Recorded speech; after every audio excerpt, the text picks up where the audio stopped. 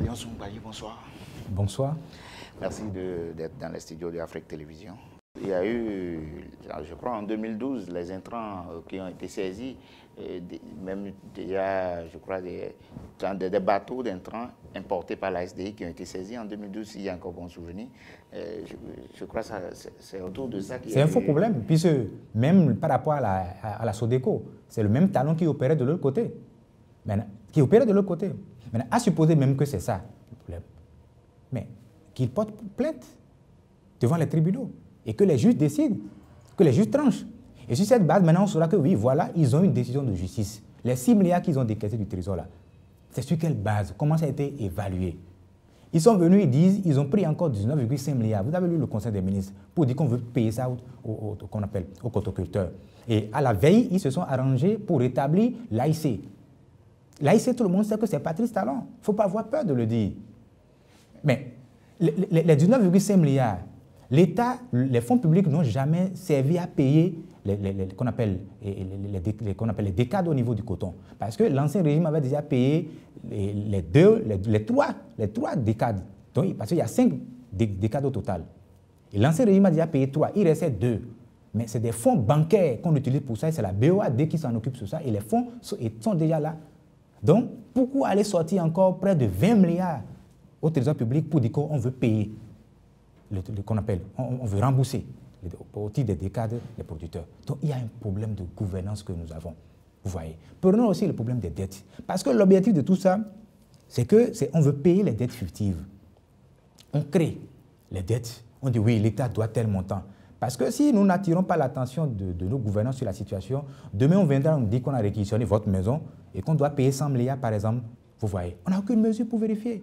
Donc on parle de dette, on a parlé de 2 milliards. Parce qu'il y a même eu de cacophonie autour de ça. On dit dans un premier temps, qu'est-ce que le président Talon n'avait pas dit? Il dit 300 milliards. Le ministre d'État Kouché, dans le temps, dit que non, c'est 160 milliards. Quand ils ont pris le pouvoir, tout le monde a vu les premières décisions du Conseil des ministres. Ils ont reconnu que c'est 160 milliards de francs CFA. Mais quel mouche les a piqués? Ils sont partis de 160 milliards à près de 2 milliards 500. On vous dira que c'est des déclarations de la campagne. On n'est plus en campagne. Ce qu'ils disent aujourd'hui, on n'est plus en campagne. Les intrigues politiques, là, c'est du passé, on n'est plus en campagne. Donc, l'objectif de tout ça, c'est d'intoxiquer les populations. Nous ne sommes aujourd'hui, la position qui est la nôtre aujourd'hui, ne sommes pas là pour défendre l'ancien régime. Nous sommes là pour préserver la démocratie. Nous sommes là pour préserver l'état de droit. Nous sommes là pour attirer l'attention des uns des autres sur la manière dont notre pays est géré. Aujourd'hui, est-ce que vous arrivez à savoir comment notre président se déplace?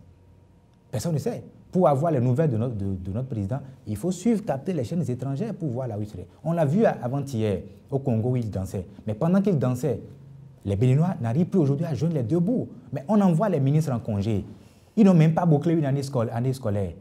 Ils ont fait à peine 3 à 4 mois. Régime, il y a eu des congés. Non, pas 4 mois, pas 3 mois après. Il y a eu des congés, nous sommes d'accord.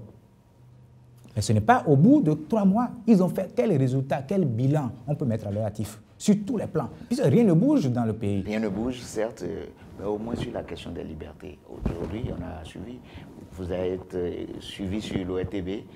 Avant, on nous dira que sur l'ancien régime, ce n'était pas évident de suivre un opposant, aller critiquer Yahi sur l'ORTB. On a vu ce n'est pas Yahi qui ne travaille pas à l'ORTB.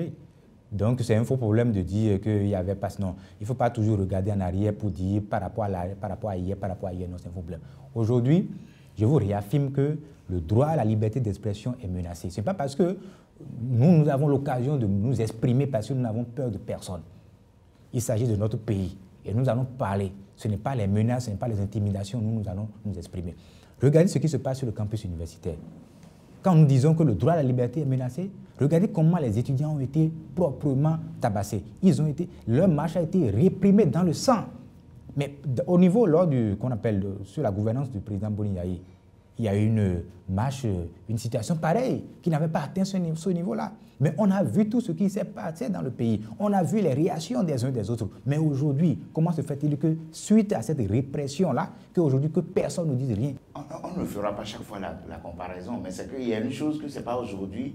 La violation des franchises universitaires, ce n'est pas aujourd'hui. Depuis des années, il y a toujours un cargo mais pourquoi on nous parle de militaires. Pourquoi on nous parle de rupture? Pourquoi on nous parle de rupture? Si on nous parle de rupture, pour que ce qu'on a reproché à l'ancien régime, qu'il y ait le bégaiement de l'histoire, ça, ce n'est plus la rupture, ce n'est plus le nouveau départ. Ça, c'est autre chose, ça, c'est la dictature, on appelle ça. Parce que si on reproche des choses à l'ancien régime, mais ce n'est pas trop fort. La dictature, nous ne sommes pas loin de la dictature. Parce que, regardez, des enfants qui réclament des choses. Nous avons un gouvernement qui est en conflit permanent avec le dialogue social.